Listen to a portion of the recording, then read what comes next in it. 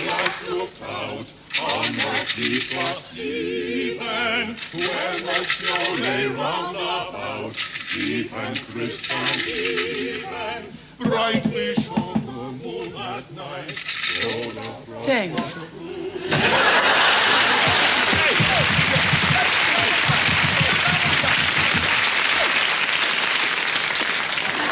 People are always going on about the good old days, the good old days. These are the good old days now, while you're warm and walking.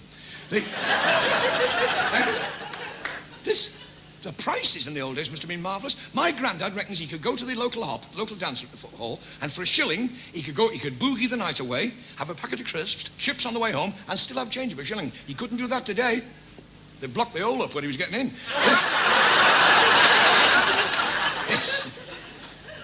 It's no use looking backwards. We can look forward into the future. Science fiction. Do you like that? Science fiction. Oh, I love it. UFO. Now, we all know what that means. I mean, UFO. Go up to any policeman and he'll say, oh, I see. No, I mean, aliens from outer space. Have you ever seen a bug-eyed monster from outer space, missus? You married one? Yeah. No. Oh, I mean, that big slimy thing with huge tentacles. That's him. Oh. They're there, you know. Yeah. Last Sunday afternoon, I saw this strange flash in the sky. He was a parachutist. He'd pulled the wrong zip. There are such things as aliens watching us all the time with little beady eyes. They're called VAT men. I was going home from Blackpool one night, and I thought I'll go Squire's Gateway, you know, where all the sand hills are. I was driving the car along, and suddenly, in the car's headlights, just like in that Close Encounters, because I used to have Close Encounters, but I had them widened on the National Health. I saw these two huge domes going. I said, what are those? He said, they're dunes. I said, by Jove, she's a big girl, isn't she? I've seen them on the telly. These alien beings. That fellow with the pointed ears from Burnley. What's his name? Spock, that's him. He writes books about babies as well, clever dick. And the captain of the Enterprise. What's his name? The captain of the Enterprise? Kirk, yes. Yorkshire people think it's cake. Like a piece of Kirk. He's always saying, beam me down, Mr. Spock. So I hit him with the plank. Some people don't believe in these sort of things. They're called septics. They don't even believe in penicillin. That's why they're septic. You don't like those little Martians, do you? They laugh at you when you're peeling potatoes. I saw a film the other day, one of these films about this astronaut. He shot off into space, twice around the galaxy, stopped up at Mars for a little work, rest and play. And when he came back into Earth, he was 100 years into the future. 100 years, he'd had a time slip.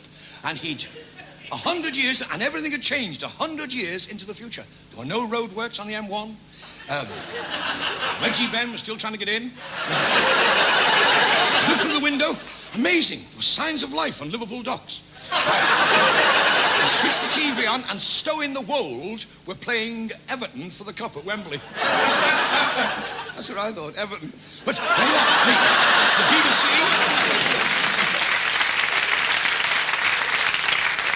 The BBC was still trying to increase the licence fees and still giving pencils away on Cracker Jack. The Isle of Man held the balance of power in world domination after inventing the first nuclear-powered Manx-cat. Haircuts were on the National Health, but of course you could pay and have your own basin. This is all space. What about that moon rock? The astronauts brought back from the moon. They knew it was moon rock because it had moon written all the way through it. Patrick Moore, he's space mad. Every morning, Patrick Moore does the countdown. 5, 4, 3, 2, 1, lift off. That's just to get the top of his egg. Patrick Moore looked through his window the other afternoon, and he saw this spacecraft, you know, floating all around his garden. Then he realised he'd left the flymo in gear. There was this bright, dazzling light. I saw a most unusual shaped object. Then just as fast, the woman over the road pulled the curtains, and I don't know what I saw now. So I turned around, and there was a spaceman leaning against our mangle. Well, he gave me a bit of a turn. A few songs, a couple of jokes. And a tap dance on 3 of his legs. I said, do you come in peace? He took his head off. He said, actually, I come in 2 pieces. was like a huge thing in green tights with like 4 or 5 legs. He looked a cross between Rudolph Nureyev and, you know, the Hulk fighting in a sprout bag. And he said, I am going to vaporize you and everybody else on Earth. Oh, I said, oh, yes, vaporize, and you'll pick up all the trousers. He said, you are uncivilized. I said, you can't do that. I said, you can't blow us all up now. He said, I'm going to annihilate you. I said, you can't do that. I said, I've only just paid 4 weeks' rent in advance. I thought, I'll try a bit of psychology on him. So I grabbed hold of him, shoved him in the outside loo, tied the chain around his neck, shoved a bucket on his head, and stuck the lavatory brush up the back of his jacket. He said, it's no good trying to bribe me with jewellery. Standing on this spot at this very moment, I can actually feel the gravitational pull of the Earth. Either that or these jockey trunks have shrunk again. We're living in a science fiction world now. Everything's quick frozen. It is if you go out in the car park tonight. Every Friday night you can see all the housewives in the supermarkets with their heads in the deep freeze, rooting around for something plump and fresh. Last weekend, I took one of those oven-ready ducks home. When I got it thawed out, it turned out to be a midget. It fell in at Christmas. A man once at a football match, we were standing there, and next to him was this tall, blonde, rather good-looking chap, and as the excitement, you know, all happened, you know, hey, Joe, come on outside! Hey, hey, hey! Suddenly, this big blonde fella stuck his finger in the little fella's ear, like, he said, get off. He said, I'm terribly sorry. And then to start the game, all get excited. Oh, outside, come on, outside! Outside! This big blonde fella again, he stuck his finger in the little... Get off, brilliant. He said, I'm terribly sorry, he said.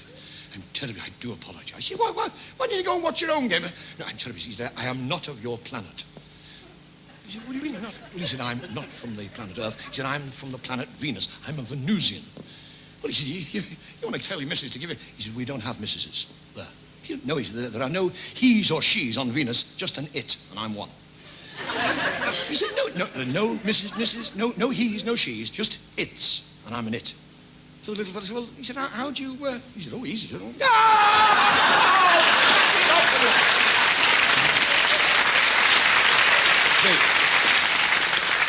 been lovely working for you, ladies and gentlemen, at your party. Although, actually, this is not really work, you know. I used to go to work. I used to be a coal man.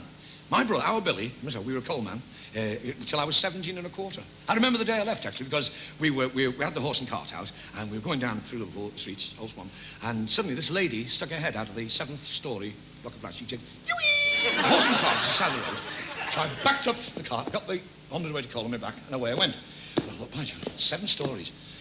Underway to coal, £112, missus, because I'm not metric, you see. I got up the first flight, I thought, by Jove, this is heavy. I thought the second flight, this is the heaviest bag of coal I've ever carried. Got the third, I thought I'll never make it. Got the fourth, my knees were buckling. Got the fifth, I can't stand it. Got the sixth, I turned round and found I had the horse by the ears. We wish you a very happy and peaceful 1982, ladies and gentlemen. We wish you a magical new year. We wish you peace, prosperity, and lots of happiness! Happiness, the greatest gift that we possess. I thank the Lord that I've been blessed with more than my share of happiness. To me, this world is a wonderful place. I'm the luckiest human in the human race. I've got no silver and I've got no gold, but I've got a happiness in my soul.